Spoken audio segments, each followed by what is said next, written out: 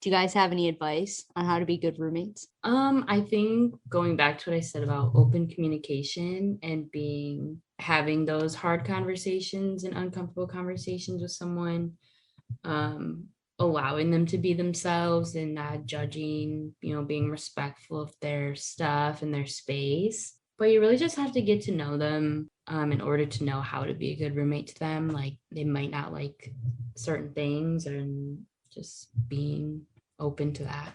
Just cherish your moments when you're in college and with your roommates, because it's super cliche. Everyone says it goes by quick, but it really does. And those people can really like help push your career forward and also change you as a person.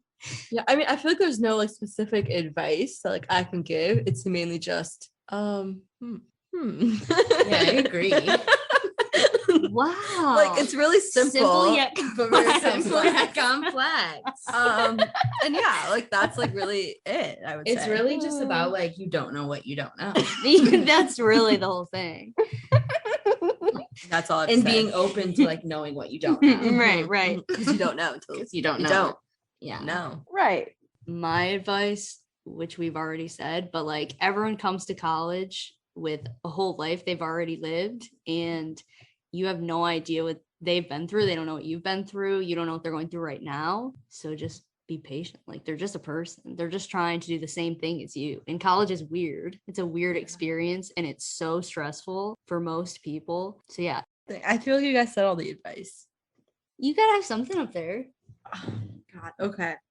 Okay. Sienna, you're the advice giver. Yeah, but dude. this is Come on. hard. She's like, yeah, that's my role, but on the You're spot. slacking. On the spot, literally. Like my advice just like comes to me, like like a dream or something. Oh my gosh. That's true. At 3 a.m.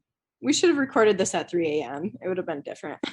Exactly. No, we record these way too early for me to be like a human yet. Sorry, not everyone is up in the middle. Yeah. of the If night. anybody wants to come on the podcast at middle of the night, we would love. I personally would love. 2:30 I will. a.m.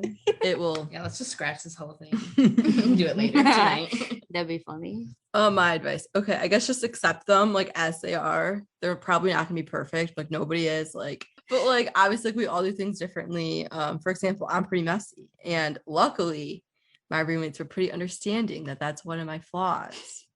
Like they kind of had to I accept forgot that. about I that. kind of worked to be better, and they Yeah. You actually did get better. You did. Like You did. so from freshman year to senior year. Yeah, you did. Definitely got way better. But it's like we all kind of have different things that we may not be great at, and like everybody's just different, so kind of just accepting them for where they are, and kind of you can't expect things to always go like 100% how you want it, because it's not only your space, you're sharing it, so like you always kind of have to compromise too a little. Also kind of talked about like being supportive, being there for them.